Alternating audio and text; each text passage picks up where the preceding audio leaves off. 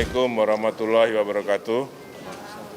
Rekan-rekan sekalian, hari ini Pak Presiden sudah berkantor di IKN maksud saya, dan kami beruntung menjadi tamu organisasi pertama yang diterima oleh Bapak Presiden. Saya lengkap dengan para deputi, bahkan ditemani oleh Pak Menteri Perhubungan.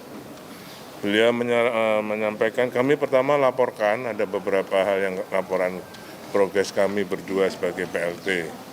Kemudian beliau menanggapi dan memberikan arahan fokusnya. Pertama, utamakan partisipasi masyarakat, khususnya dalam penataan IKN ini.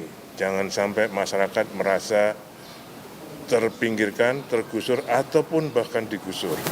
Ya. Kayak kebetulan kami ada Pak Deputi Kemasyarakatan ini, itu nanti dalam rangka menata kawasan di sekitar IKN ini, utamakan partisipasi masyarakat. Oke. Yang kedua, untuk investasi, beliau juga menyampaikan bahwa IKN ini akan menjadi contoh tata kelola manajemen pemerintahan yang baik dan cepat. Tidak cukup baik saja sekarang, tapi harus cepat. Oke. Apapun perizinan dan sebagainya itu agar lebih cepat, dan ini akan menjadi contoh untuk tata kelola perkotaan lainnya. Contohnya sekarang yang tentang investasi. Dari 45 groundbreaking dari 1 sampai 6 yang sudah dilakukan oleh Bapak Presiden, kemarin hari Selasa tanggal 26 Juli sudah ditandatangani antara OIKN, perjanjian kerjasama antara OIKN dan para investor. Oke. Ada 14. Beliau minta segera dituntaskan yang 45 itu. Dan nanti minggu depan kalau Pak Presiden kunjungan yang ke sini, itu ada groundbreaking lagi sekitar 5, dan itu sudah harus PKS. Ya, kalau tidak PKS tidak akan groundbreaking. Okay. Pertama BCA, kemudian Intiland, Indogrosir, RGE dan Swissbell Hotel. Ini nggak terlalu banyak, hanya 5, tapi itu harus sudah lengkap dengan PKS, termasuk perizinannya. Ya. Sehingga sekarang kalau dengan PKS mereka sudah mulai membayar kontribusi itu, harga tanah. Dan kita masukkan dalam rekening sementara yang tidak akan dipakai oleh OIKN, belum boleh dipakai. Itu yang kedua, ya, jadi partisipasi masyarakat, karena kita punya di dalam pikiran Pak Presiden, kita punya 256.000 hektar. Jadi jangan sampai masyarakat merasa tergusur, tapi kalau bisa, kalau memang harus direlokasi, dicarikan tempat yang lebih baik. Kemudian,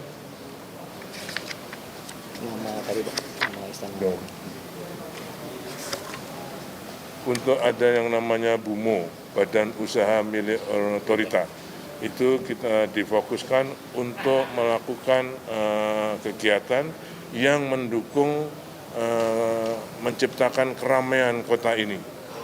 Ya, misalnya bangun bioskop, atau misalnya teater. Itu pemanfaatan infrastruktur yang sudah dibangun di gerai-gerai atau ruangan-ruangan yang di bawah kantor-kantor Kemenko di Sumbu Kebangsaan akan dimanfaatkan untuk retail, dan itu dikelola oleh BUMO tadi. Ya, termasuk misalnya kebun binatang, yang membangun kebun binatang itu ditugaskan nanti kepada BUMO, jadi sudah lebih jelas lagi. Ya. Kemudian beliau menyampaikan ini Istana Garuda, bukan kantor presiden lagi, tapi namanya adalah Istana Garuda yang di bawah Istana Negara. Jadi dan namanya ada. Hah? Official namanya ini adalah Istana Garuda dan di sana ada Istana Negara. Oke? Saya kira itu yang fokus. Kemudian Pak Menhub juga melaporkan beberapa hal. Silakan. Ya, Pak Basuki, terima kasih. Assalamualaikum warahmatullahi wabarakatuh. Rekan-rekan media, saya diajak Pak Basuki untuk join di sini dan pagi ini adalah transportasi memang tidak bisa dilepaskan dalam satu kegiatan kota ya. Kalau caranya saya melaporkan 4 hal kepada Pak Presiden. Pertama berkaitan dengan kereta api ART ya. Beliau dari sejak pertama kali saya lapor sangat eager untuk menjadikan ini sebagai moda transportasi yang ada di IKN. Dan saya laporkan kepada Pak Presiden bahwa ART rolling stocknya sudah ada di Balikpapan. Jadi kalau mau lihat besok sama saya boleh di Balikpapan. Dan itu akan diuji coba. Insya Allah tanggal 5 sudah mulai uji coba. Skema apa yang kita lakukan dengan perusahaan dari China itu, yaitu mereka memberikan layanan gratis pada kita. Jadi kita berikan jalan yang sudah dikonstruksi oleh OIKN dan juga PU dan membuat marka-marka free of charge selama Agustus sampai Desember. Jadi saat itu ada 2 transit, masing-masing 3 kar akan berputar dari Sumbu Kebangsaan, Sumbu Barat, Sumbu Timur, keliling dengan headway 5 menit. Nah, kita ingin juga bahwa ini berkelanjutan. Oleh karenanya pemerintah sudah mengalokasikan APBN sebagai by the service, di mana nanti dilakukan lelang, yang memutuskan adalah pemerintahan yang akan datang, sehingga fair, karena memang kewenangan dari pengelolaan anggaran tahun depan adalah pemerintahan yang ada. By the service adalah sebagai sama dengan investasi jangka menengah ya, yang dilakukan oleh swasta. Jadi tidak mesti yang dari Cina, bisa saja perusahaan Indonesia kerjasama dengan seseorang lalu mengelola dan pemerintah akan membayarnya. Yang kedua, itu tadi kayak jalan tol. Kita bangun jalan tol, operasi dan pemeliharaannya ditenderkan. Bisa jasa marga, bisa yang lainnya, BUJT-nya. Ini kayak gitu. Ya kan? Hampir sama, betul. Yang kedua tentang bandara, kita laporkan juga bandara IKN kita desain dengan suatu desain yang friendly, eco-friendly, lalu juga beberapa desainnya sangat melihat atau mendasarkan dengan kearifan lokal. Kita sudah bangun, kami membangun buildingnya, sedangkan runway dibangun oleh Kementerian PUPR. Ya, kita akan sekuat tenaga untuk menyelesaikan itu dengan baik. Ya. Untuk 17 Agustus, kalau kita buat 2 skenario, bisa di situ, tapi bisa juga di Balikpapan. Beliau mengarahkan jangan terlalu dipaksakan, jangan hanya untuk 17-an. Jadi beliau arahnya tegas, jangan semuanya, tidak hanya bandara, tapi semuanya jangan terlalu dipaksakan. Itu satu poin yang baik, ya, melegakan, karena kita tidak akan melakukan sesuatu kegiatan konstruksi yang nantinya gagal konstruksi.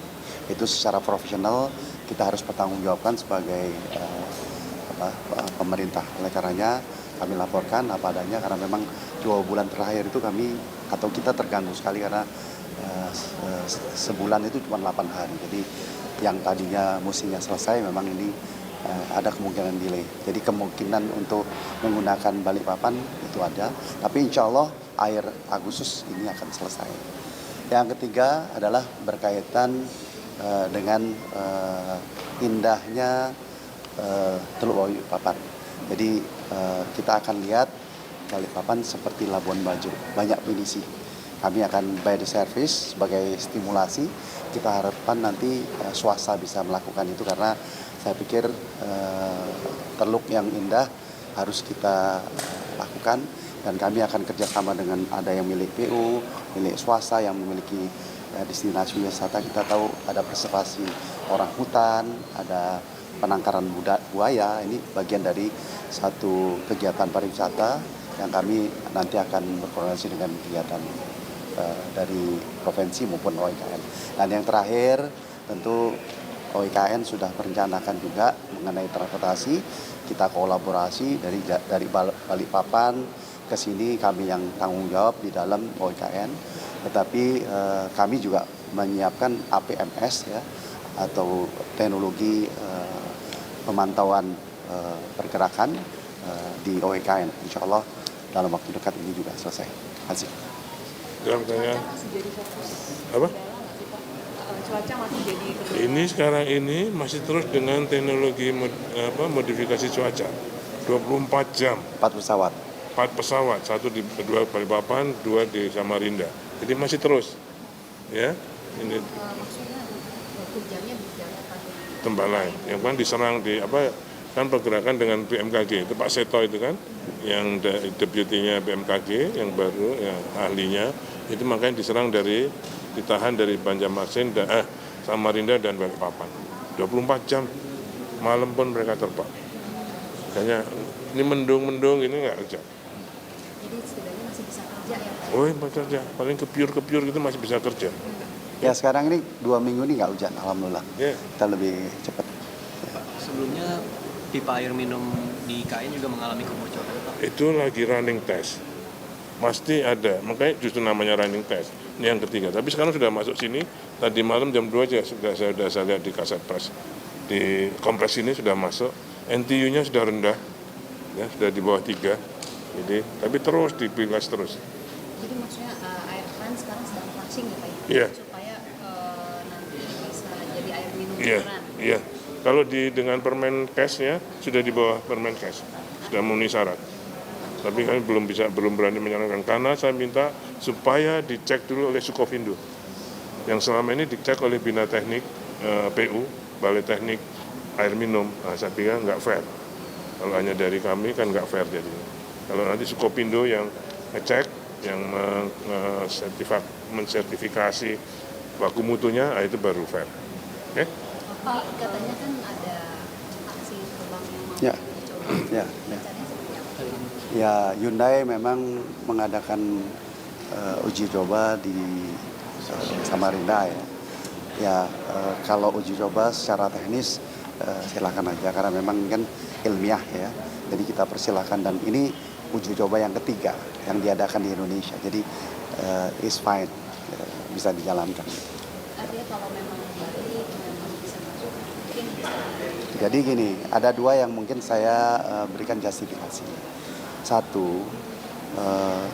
taksi terbang ada tanpa awak bahkan ya, dan ada orangnya. Itu ICAO maupun IATA belum mengeluarkan rekomendasi untuk mengizinkan gitu. Dan kita biasanya melakukan semua kegiatan itu mengacu pada lembaga internasional aviasi itu. Yang kedua, IKN ini kan ibu kota, jadi kita harus pastikan security-nya itu memang terjamin gitu. Jadi tanpa bermaksud untuk mengatakan iya atau boleh, 2 sandaran itu menjadi pemikiran kita. Bagaimana taksi terbang itu bisa berfungsi di sini. Bisa saja kita di IKN, tapi bukan di titik-titik pusat dan sebagainya. Tapi kami akan koordinasi. Kita lagi apply atau tanya dengan IQ dan IATA apa yang menjadi regulasi secara internasional. Pak, sebelumnya pembangunan bandara VIP kan juga Bapak mengatakan masih 60%. Kira-kira sama sekarang ini pembangunan sudah berapa persen? Ya, jadi gini, bandara ini kita bangun dengan 2 size. Size yang kita katakan akan hampir selesai itu 2.200. Dan size yang ultimate pada bulan Desember itu 3.000. Jadi yang saya katakan hampir selesai itu 2.200. Jadi sama dengan Pak Basuki membangun runway 2.200. Nah, kalaupun tidak selesai 17 Agustus, itu selesai akhir Agustus itu 2.200. Dan kita sudah menggelar runway sepanjang 3.000. Pekerjaannya akan diteruskan akhir Desember itu bandara dengan runway 3000 sehingga 777 bisa mendarat. Tapi bisa digunakan untuk 17 Agustus ini khususnya untuk tamu-tamu negara yang penting seperti itu. Saya katakan tadi, kita berusaha, tapi kita memperkirakan kalau tidak bisa ya ke bandara, ke Balikpapan. Yang penting safety ya Pak, Hah? kelayakannya ya, Hah? uji kelayakan. Iya, uji kelayakan dan kita nggak mau ada gagal konstruksi. Pak Basuki sudah sampaikan, Pak Presiden juga sampaikan. Pak Gus, Iya. jadi kan tadi Bapak menyampaikan bahwa arahan Presiden itu jangan dipaksakan kepada tapi selamanya. Lalu bagaimana dengan pelaksanaan upacara HUT RI begitu Pak? Apakah akan diadakan sesanggupnya, seselesainya atau sesuai dengan rencana awal Pak? Nah itu nanti Pak Seknek ya. Mungkin kalau bandaranya belum siap, mungkin tamunya dikurangi. Tapi tetap akan dilaksanakan di dua kota, di IKN dan di Jakarta. Tambah dikit aja Pak. Ya. Saya Pak Waka, ya.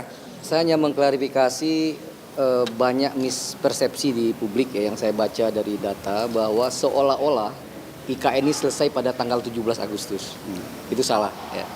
Ini adalah proyek jangka panjang yang tidak akan selesai dalam waktu dekat. Dan poin yang tadi disampaikan oleh Pak Bas, kita ini tidak sedang berkejar-kejaran, kita ini tidak sedang ricuh, rusuh, ngebut ya, ugal-ugalan. Karena perintah Pak Presiden saya dengar berkali-kali, jangan sampai hanya mengejar 17 Oktober, itu konstruksinya tidak baik. Termasuk tadi soal bandara ya, safety first ya, jangan sampai mengorbankan keselamatan hanya demi kecepatan ya. Jadi sekali lagi saya ingin mengklarifikasi persepsi publik nih yang banyak salah, seolah-olah IKN ini jadi 17 Agustus, enggak. Tapi insya Allah kalau untuk penyelenggaraan upacara saja, insya Allah dengan dua kota ya secara hibrid Jakarta dan di sini IKN ini insya Allah tidak akan masalah. Oke. Terima kasih. Masih. Berarti penyelenggaraan trial and adjustment juga ya Pak? Apa? Akan ada selalu ada penyesuaian untuk yang penyelenggaraan HUT Karena RI. kan ada Pak Sesnek tadi. Pak Wisnu Tama juga diajak ke sini. Pak, sekarang berarti finishing untuk Istana Negara Oh, iya. dan Istana Iya. Garuda. Istana Garuda, Istana Garuda, Istana Negara. Iya, ini kan Istana Garuda. Garuda. Yang satunya itu kan Istana Negara. Berarti semua sekarang sedang finishing. Iya. Dekor-dekor, lampu itu lagi di finishing. Kalau konstruksinya semua udah 100%. Tadi Presiden bilang tidur nggak nyenyak Pak. Ya karena AC-nya. Oh, Tapi ruangan ini memang bisa tidak ada AC Pak? Ada ya, Pak? AC-nya kan apa? Sealernya apa itu? Ya kan karena sealernya belum terisi air atau bagaimana? Namanya juga pertama ya. Oh iyalah. Yang ini open aja kan? Karena AC-nya. Ya. ya saya kurang dingin gitu. Ya. Tapi di ruangan lain dingin. Padahal kemarin sudah tumpengan, sudah doa bersama. Enggak. Sebelum. Kasih Pak itu. Hah? Listrik aman. Aman semua. Oke, di mobil kamu kurang itulah, freon atau gitu-gitulah kira-kira. Berarti untuk Presiden terpilih kayaknya akan mau berkantor di sini nggak nih Pak? Ya ditanya beliau dong, masa nanya saya. Harapan kami sebagai warga negara, ya mudah-mudahan ini tetap berlanjut terus apa yang dilakukan Dan oleh yang Pak Jokowi. bisa saya tambahkan ya, sejauh ini sejak proses kampanye sampai beliau terpilih ya, komitmen sustainability ya, keberlanjutan program-program Pak Jokowi itu 100% dilaksanakan oleh Pak Prabowo maupun Mas Gibran, termasuk IKN. Jadi nggak boleh ada keraguan politik bahwa dua pimpin pucuk kita itu akan meneruskan IKN seperti yang direncanakan pada saat Pak ini. Prabowo mau berkantor di sini nggak Pak? Insya Allah ya. Silakan tanya ke beliau konfirmasi ya. Ini orang Oke. politik loh. Ya, oke. Politik loh ya ini. Terima kasih Pak Bas.